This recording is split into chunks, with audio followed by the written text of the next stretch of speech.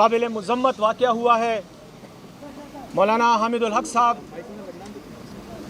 पर आज इस मदरसे में इस जगह कुछ ही फासले पर वाक़या जगह पर ख़ुदकुश हमला हुआ जिसमें वो शहीद हुए। उनके साथ 5 और अफराद भी शहीद हो चुके हैं और तकरीबन 13 के करीब ज़ख्मी हैं।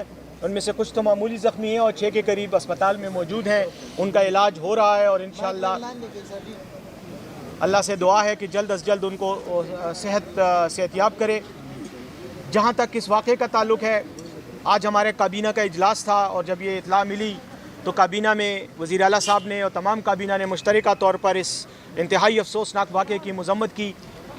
हमने शुहदा के दर्जात की बुलंदी के लिए और ज़ख्मियों की सेहतयाबी के लिए भी दुआ की और इस अज़म का इजहार वज़ीर आला साहब ने किया कि जिसने भी ये कार्रवाई की है, ये मज़मूम हरकत की है, उसको किसी सूरत भी छोड़ा नहीं जाएगा।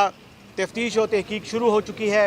तमाम तहकीकाती इदारों को वज़ीर आला साहब की तरफ से सख्त हिदायत हैं कि फ़ौरी तौर पर प्रायोरिटी पर तरजीही बुनियादों पर इसका पता लगाएँ, तफ्तीश करें और जो भी मुलविस पाया गया उसको इंशाअल्लाह कानून के कटघरे में लाया जाएगा और उसके साथ हिसाब किया जाएगा। मैं ये समझता हूँ कि हमारे लिए ये एक ऐसा वाक़या है कि जिसको हम कई बार माजी में भी भुगत चुके हैं। ऐसी शहादतें हो चुकी हैं।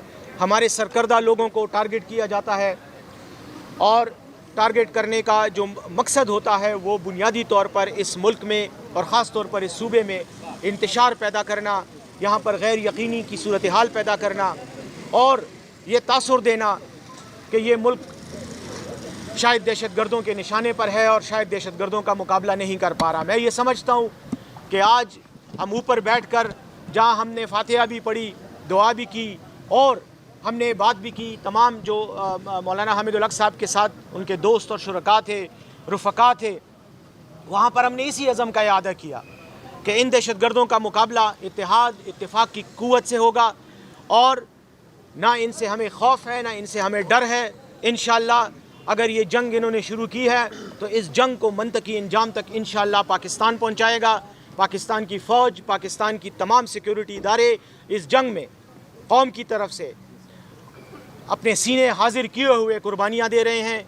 इसमें अवाम की जानें भी जा रही हैं, शहादतें हो रही हैं, अवाम ने भी कुर्बानियाँ दी हैं। 80,000 के करीब हम अब तक शुहदा दे चुके हैं, लेकिन उसके बावजूद कौम के अज़म में एक रत्ती बराबर भी फ़र्क नहीं आया। इंशाअल्लाह ये आज़म इसी तरह रहेगा। मौलाना हामिदुल हक साहब की शहादत हमारे लिए दुख का मकाम ज़रूर है, दुख की बात है, गम की बात है, लेकिन ये हमारे हौसलों को पस्त नहीं कर सकती।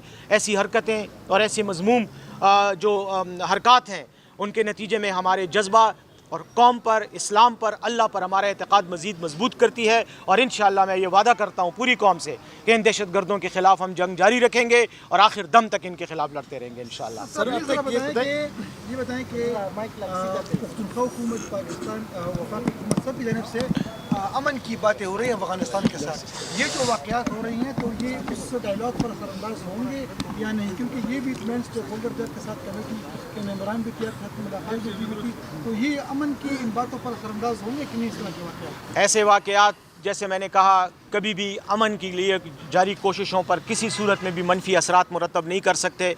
जैसे मैंने कहा अमन हमारा मकसद है और हम इस ख़ित्ते में, ना सिर्फ़ अपने मुल्क में, ना सिर्फ़ अपने सूबे में, बल्कि इस पूरे ख़ित्ते में बशमूल अफ़गानिस्तान हम चाहते हैं कि अमन कायम हो, लोगों को इस्लामी उसूलों के तहत एक अच्छे माशरे